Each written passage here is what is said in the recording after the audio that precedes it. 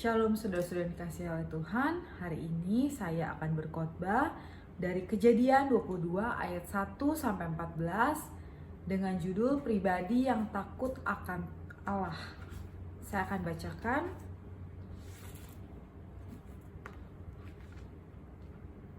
Setelah semuanya itu Allah mencoba Abraham.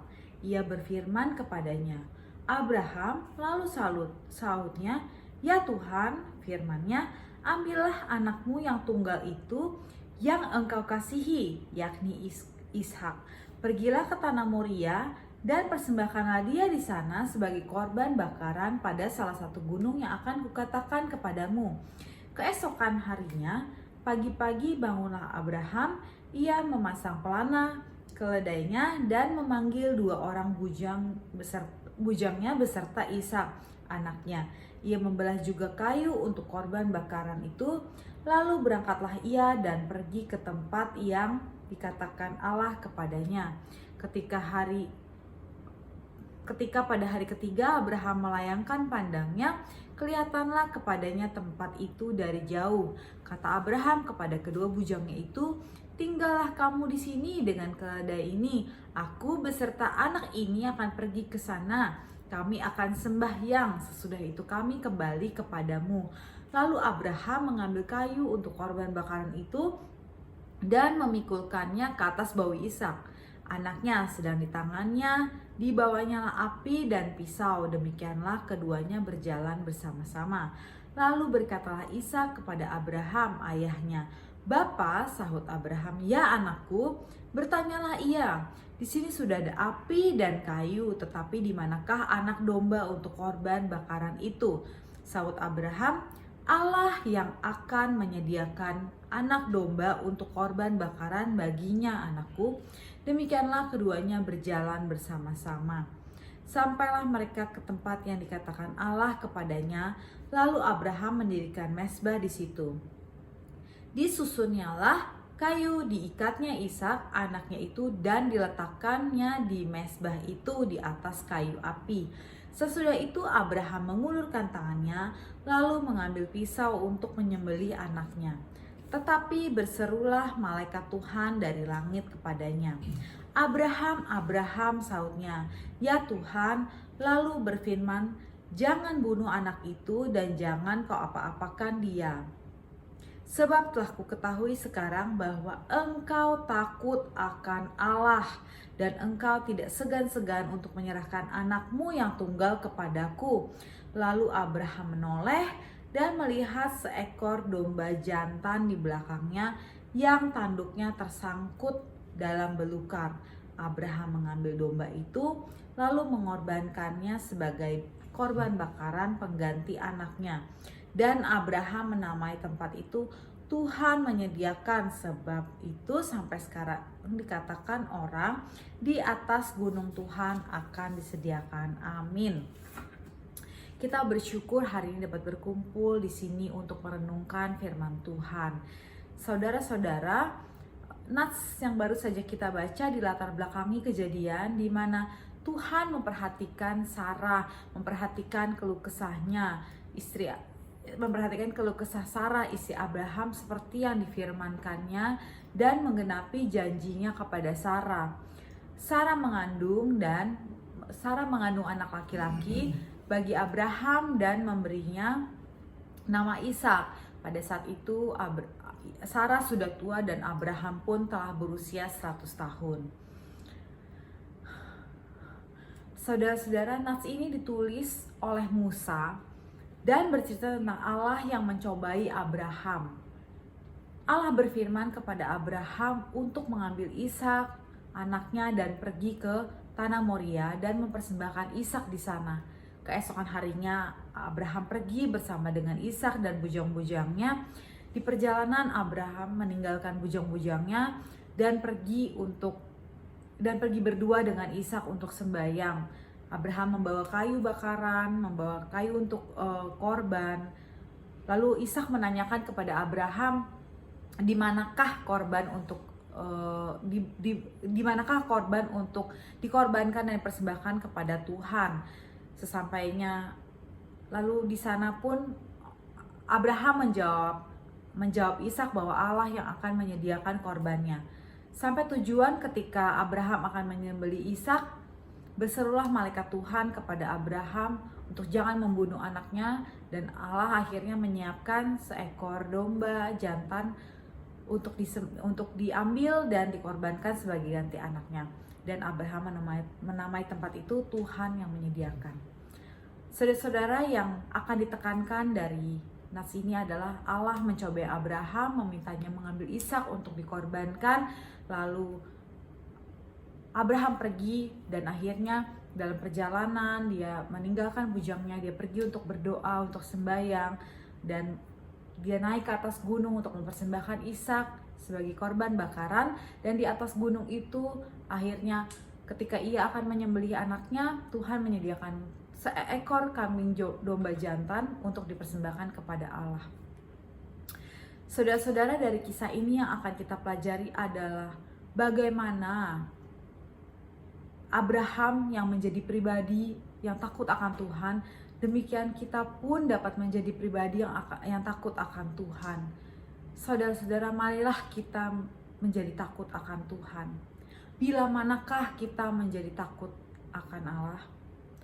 Saudara-saudara, bila kita membaca Kejadian 22 ayat 1 sampai 14 dengan seksama, maka kita dapat mencatat minimal 3 alasan bila mana kita menjadi takut akan Allah. Yang pertama, apabila kita berdoa kepada Allah pada ayat 5. Yang kedua, apabila kita beriman kepada Allah pada ayat 7 dan 8. Yang ketiga, apabila kita mempersembahkan korban kepada Allah pada ayat 1 dan 2. Saudara-saudara, tujuan saya berkhotbah adalah supaya kita memahami paling tidak 3 alasan bila mana kita menjadi takut akan Allah. Saudara-saudara, kita menjadi takut akan Allah. Bila manakah kita menjadi takut akan Allah? Yang pertama, apabila kita berdoa kepada Allah. Mari kita membaca pasal 22, Kejadian pasal 22 ayat 5. Kata Abraham kepada kedua bujangnya itu, "Tinggallah kamu di sini dengan keledai ini. Aku beserta anak ini akan pergi ke sana. Kami akan sembahyang, sesudah itu kami akan kembali kepadamu." Saudara-saudara, dalam nas ini jelas dikatakan bahwa Abraham yang kala itu sedang bersama dengan anaknya, bersama dengan bujang-bujang serta anaknya, meninggalkan bujang-bujangnya untuk pergi dengan anaknya untuk sembahyang. Di sini sembahyang artinya sama dengan berdoa. Ketika kita membaca ayat 2, Tuhan berkata untuk mengambil anaknya, menjadikan korban. Sebagai seorang ayah pasti tidak mudah untuk mengorbankan anaknya. Namun dikatakan dalam keadaan yang tidak mudah itu, Abraham pergi. Abraham pergi untuk berdoa. Demikian, sebagaimana ini dalam nas ini dikatakan bahwa Abraham saat itu pergi untuk berdoa. Demikian pula dengan kita sebagai umat Tuhan di zaman sekarang. Kita dapat menjadi takut akan Tuhan apabila bahkan dalam keadaan yang tidak nyaman pun kita pergi untuk berdoa. Kita menyempatkan waktu untuk berdoa. Kita menyiapkan kesempatan atau momen untuk berdoa kepada Tuhan. Apapun keadaan yang kita hadapi, ada alangkah baiknya apabila kita selalu berdoa. Doa adalah sumber utama untuk kekuatan kita. Doa adalah sumber utama untuk kita menghadapi kehidupan. Doa adalah sarana bagi umat Tuhan untuk berkomunikasi dengan Tuhan, untuk bercerita kepada Tuhan, untuk menyampaikan isi hati kepada Tuhan. Dalam Mazmur 145 ayat 18 dikatakan, Tuhan dekat kepada setiap orang yang berseru kepadanya, pada setiap orang yang berseru kepadanya dalam kesetiaan. Asal kita setia, asal kita berdoa kepada Tuhan, Tuhan akan dekat dengan kita.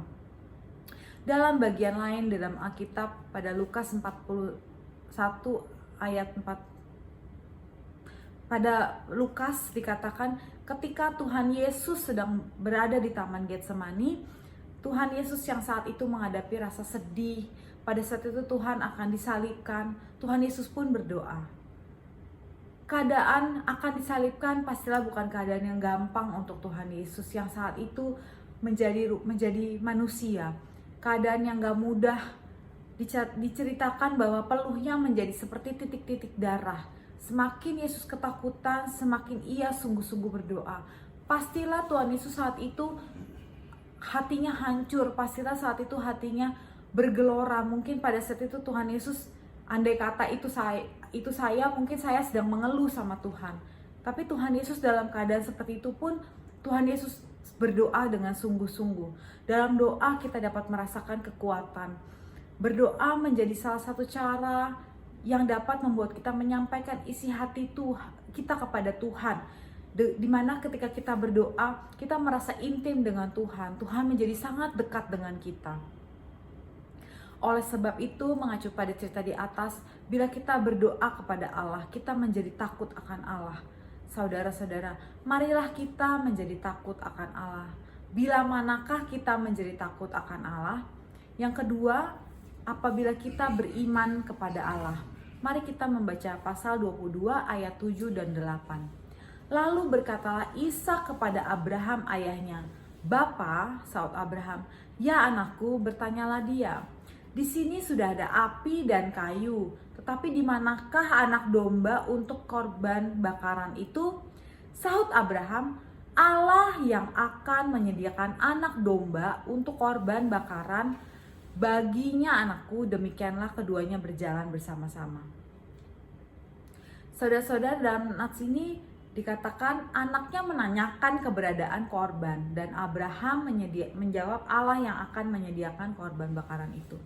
Abraham pastinya ada dalam keadaan bingung, pastinya dalam keadaan yang serba salah kepada anaknya ketika anaknya mempertanyakan keberadaan korban bakaran.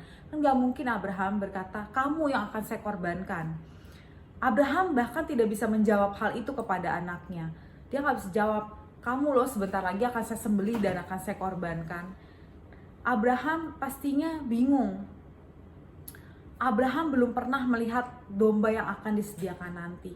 Abraham belum mengetahui akan adanya pertolongan di beberapa saat ke depan. Dia belum tahu Tuhan akan menyiapkan kambing domba jantan di beberapa masa ke depan. Namun Abraham telah berkata kepada Ishak bahwa Allah akan menyiapkan korban baginya. Sebagaimana di dalam nas ini dikatakan bahwa Abraham beriman kepada Tuhan. Demikian pula dengan kita, umat Tuhan di zaman ini. Baiklah kita beriman kepada Tuhan sekalipun kita belum melihat pertolongan. Mungkin saat ini kita menghadapi masa-masa yang tidak mudah. Mungkin keadaan bisnis atau keadaan keluarga atau keadaan apapun yang ada di depan mata kita keadaannya tidak nyaman dan tidak mudah. Baiklah kita beriman kepada Tuhan sekalipun kita belum melihat pertolongannya, belum melihat tanda-tanda apapun, namun kita tetap percaya bahwa Tuhan akan menolong kita seperti halnya dengan Abraham. Dalam bagian lain di Alkitab pada Ibrani 11 ayat 1 dikatakan, iman adalah dasar dari segala sesuatu yang kita harapkan dan bukti dari segala sesuatu yang tidak kita lihat. Seperti dalam kitab Ibrani ini, Abraham telah mempraktekkan imannya bahwa ia percaya penuh kepada Allah yang akan menyiapkan korban ketika bahkan ia belum melihatnya. Saudara-saudara, bila kita membaca kisah lain di Alkitab, banyak sekali contoh-contoh iman yang dapat kita pelajari.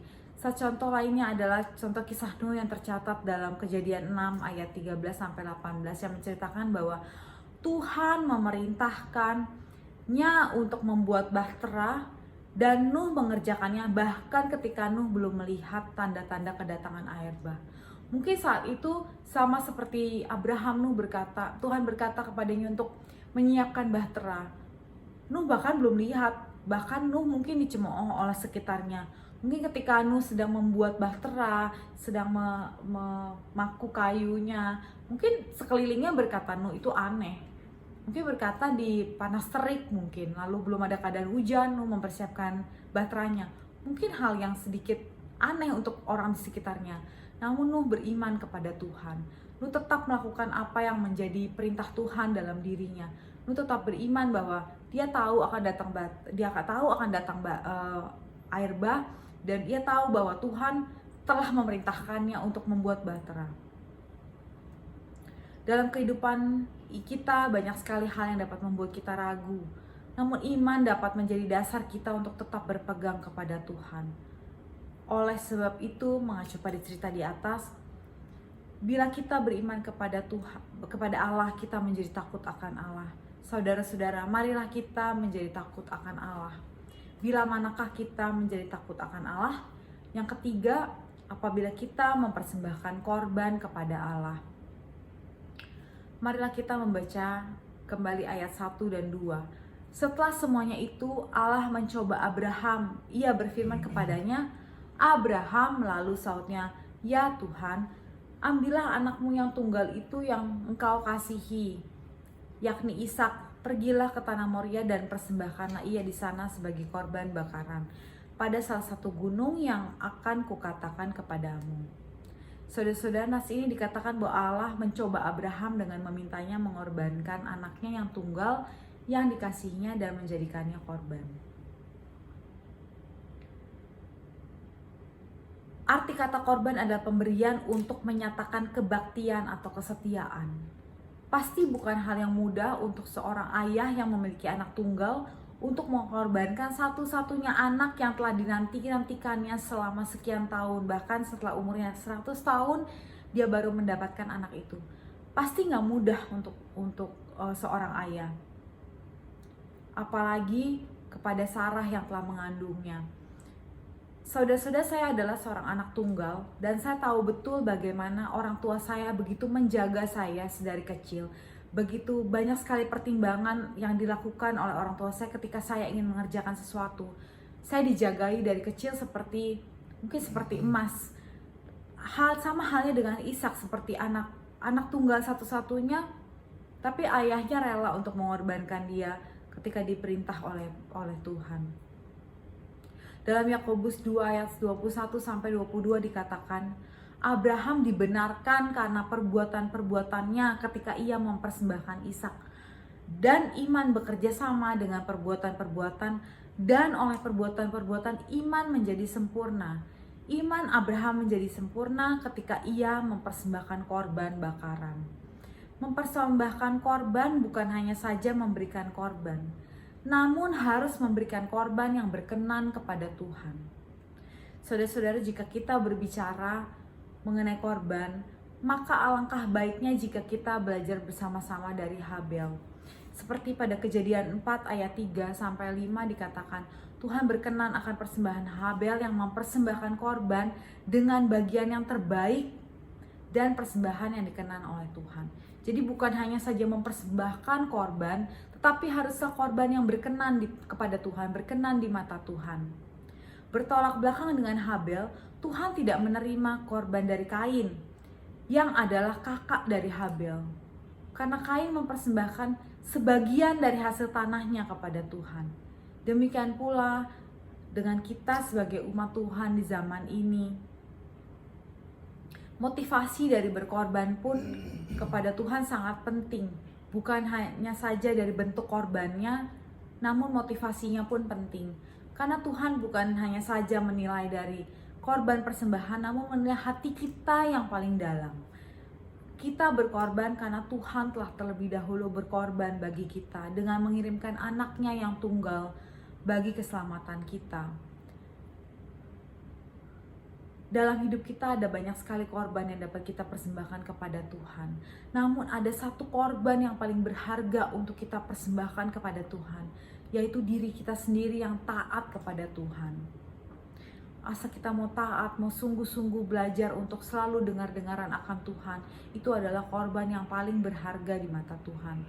Oleh sebab itu, mengacu kepada cerita Abraham di atas, bila kita mempersembahkan korban kepada Allah, kita menjadi takut akan Allah. Saudara-saudara, demikianlah khotbah saya hari ini dengan judul pribadi yang takut akan Allah. Dari kitab Kejadian ayat 22 ayat 1-14. Marilah kita menjadi takut akan Allah. Bila manakah kita menjadi takut akan Allah? Setelah kita membaca Kejadian 22 ayat 1-14 dengan seksama, kita telah menemukan paling tidak 3 alasan bila mana kita menjadi takut akan Allah, yakni apabila kita berdoa kepada Allah di ayat 5, apabila kita beriman kepada Allah di ayat 7 dan 8, dan apabila kita mempersembahkan korban kepada Allah di ayat 1 dan 2. Kiranya firman Tuhan yang kita renungkan hari ini dapat menjadi berkat dan penghiburan bagi kita semua. Amin.